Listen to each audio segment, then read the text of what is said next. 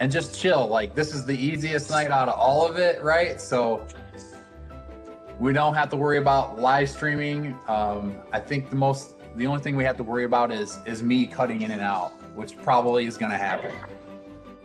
Good evening and welcome back to International Festival 2021. This is our third installment of the virtual event, and we are accompanied by our panelists, Basil, Bracy, Ani, and Dahlia. Welcome back. We're glad to have you, and excited that we're gonna finally round out this event.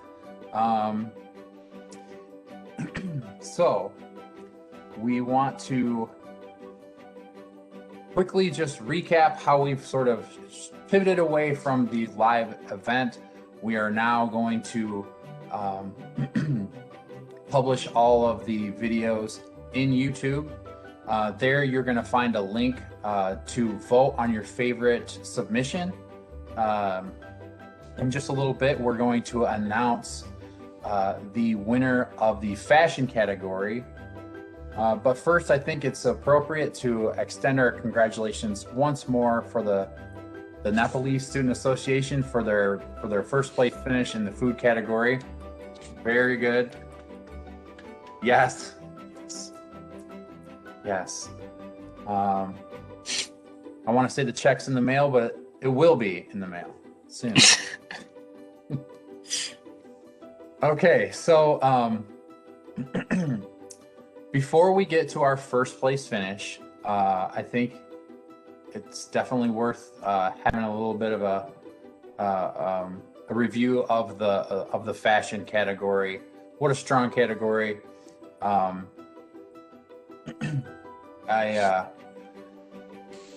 like to point out a few things, but before I do, I just got to take a minute to acknowledge our sponsor. Just kidding, bad joke. But no, some of the submissions were similar, and they followed a similar format, and some of them were took their own path. I thought there was value in all of the each of their visions for the fashion category submissions. Basil, what did you think?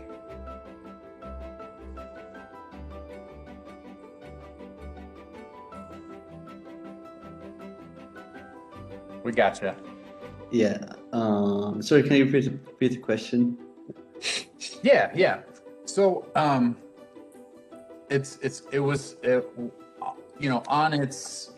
first review, you noticed that some of the organizations followed a similar format with some subtle differences setting them apart.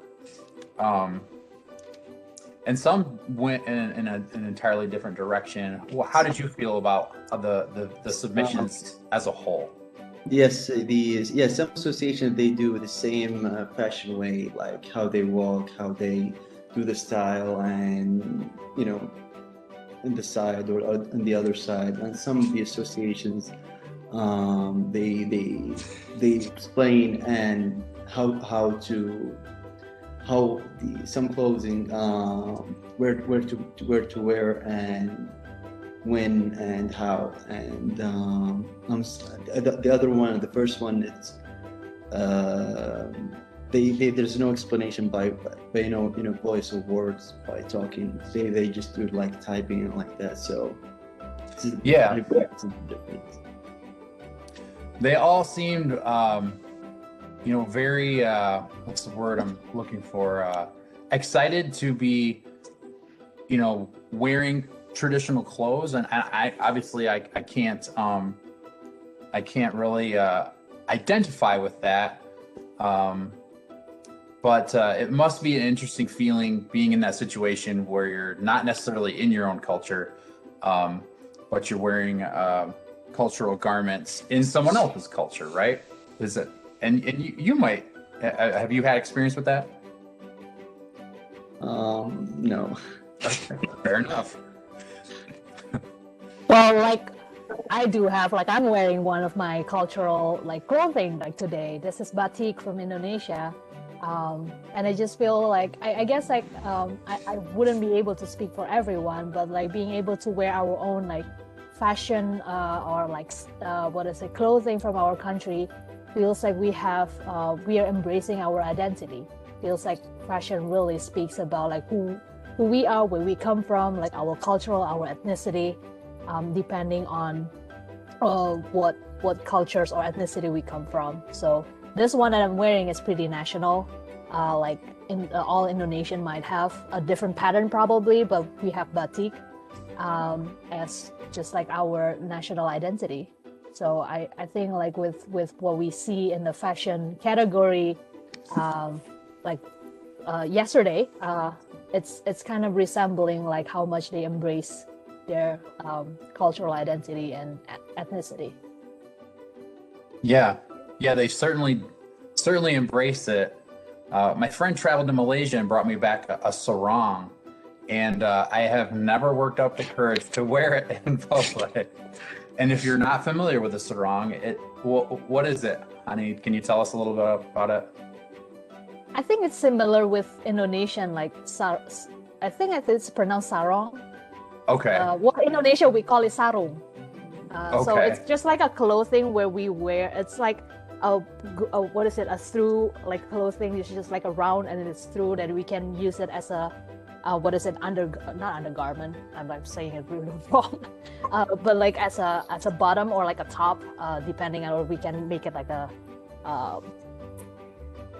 what is it called? Not shawl, like just like a. Oh yeah. It has like multiple uses. Yeah, it's multi-purpose, multi uses. So it Like depends it kind of like comes across your chest like a sash. Right. Yes. Yeah. Or some people like to wear it like kind of like a skirt, but not necessarily like a skirt, but going around your waist and covers your legs, like that. And yeah, it's a lot.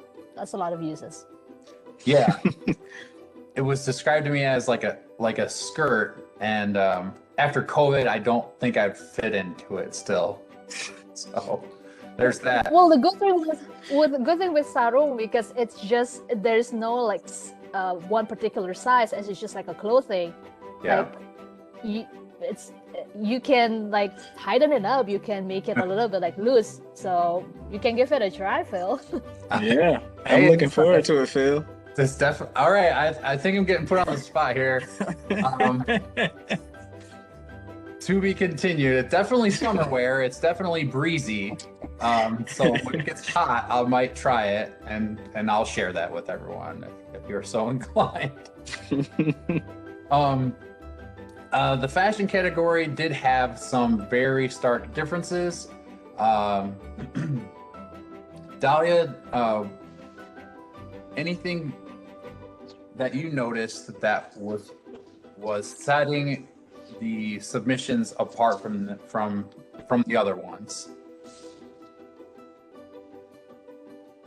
Yeah, I kind of touched on it yesterday, but the videos that stuck out to me the most were the ones that had like some type of cultural or historical background included.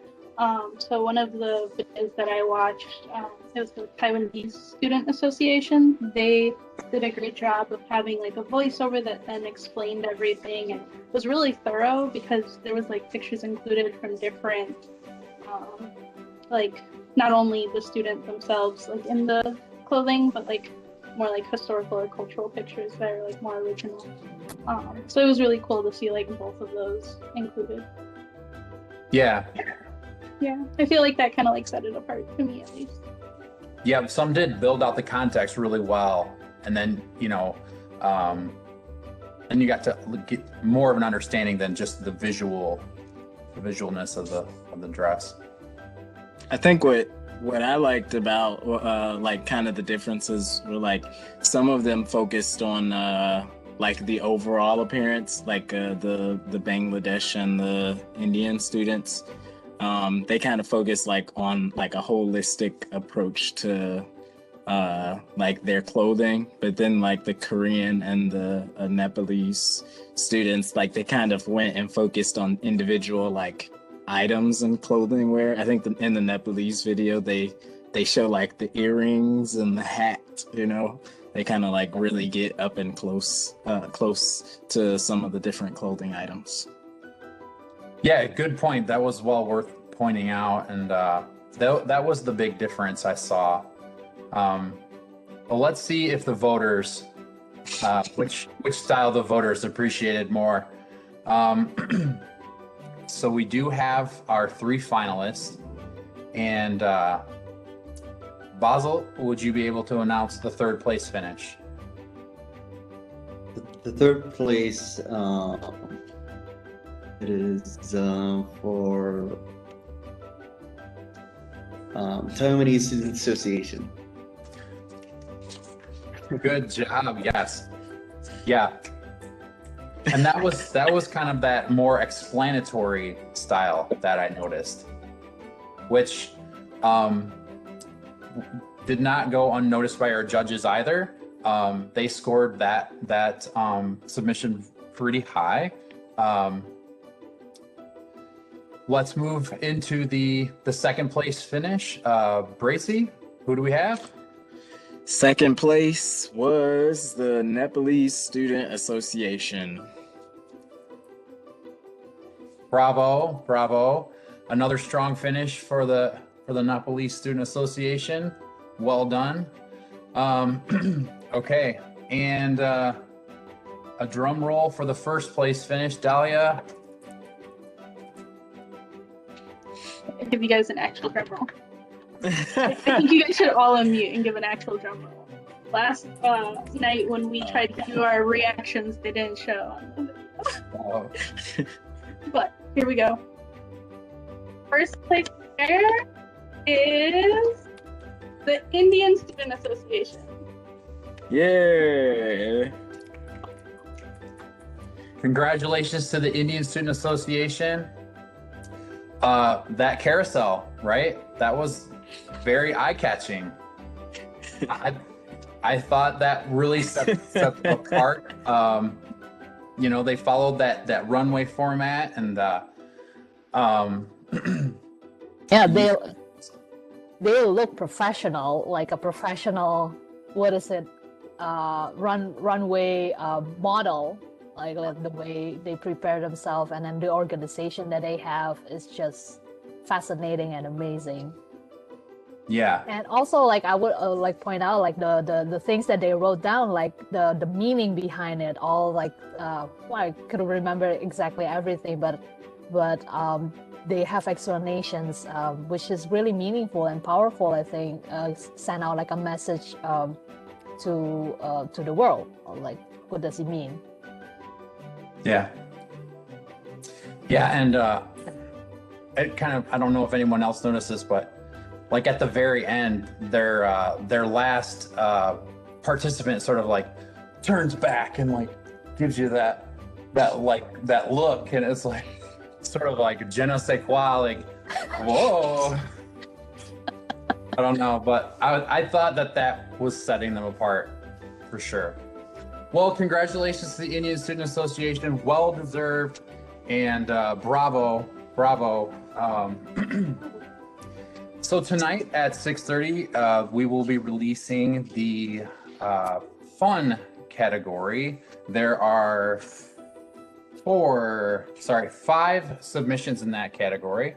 I'm not sure if everyone got a chance to look at those, but an interesting window into the activities and dance and performance of our different cultural RSOs.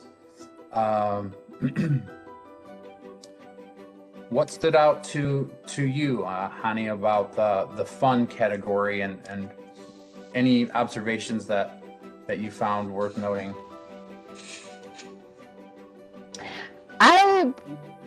I think it is interesting to note that almost everyone interpret fun as using dance. Like it's a similar similar theme that we see in all the submissions.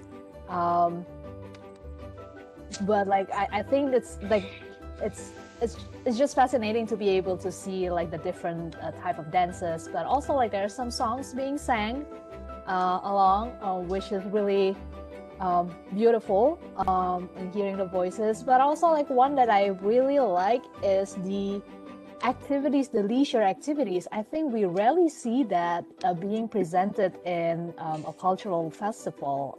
There's like a game, like just like what do you do in like leisure, the community piece, or what is it, the fellowship that when you were having fun together, like the what is it, drinking, and just like the games, that traditional games, which has stood out to me pretty well, what is it, presented. Yeah. I think the Omani Student Association, they were like skateboarding and just kind of having a picnic. Yeah, it's funny that you say that, because those are things that we consider fun, and yet we don't see them as submissions very often during Right. international festival. Yeah. Go ahead, Dahlia. No, I was going to also just add that the Omani Student Association, I really like their video because they had so many different things in it. Like to me, definitely like going dancing with friends and whatnot is fun, and that's what most submissions end up being. But in this case, for their video, they played like, I think there was like 5 or 6 games. There was music, traditional clothing. They were skateboarding. I believe the women were doing like hennas or something along those lines. So there was just so many different activities that they included in the video, which was really nice. It was like a interesting or like unique setting because they did it outside as like in a picnic form, like Tracy mentioned. I don't know. It was such a unique feeling that it brought. Yeah. Basil, did any of those activities resemble similar activities that you find in Saudi Arabia? Yeah, I think the Omanis, they have the same couple of games they did. They have similar in Saudi Arabia, and especially with the like men clothing, they wear like a white dress, and we wear it too, but in different style a little bit, you know, and I kind of like that. And yeah, maybe the Omani, it's they have a lot of like similar things in Saudi Arabia, like so. Yeah. Well, clearly our viewers can tell what stood out to our panelists. I'm excited to see what stood out to our voters. Again, the format will be at 6:30. We will release the fun category for our viewers to view and vote on at their leisure for a 23 and a half hour time period, roughly. Vote early and vote honestly. And again, I wish the best of luck to our submissions. And I want to say thank you again to my panelists. You've all done a great job and very supportive through this event, and I'm very thankful for that. Happy International Festival, everyone, and thanks again.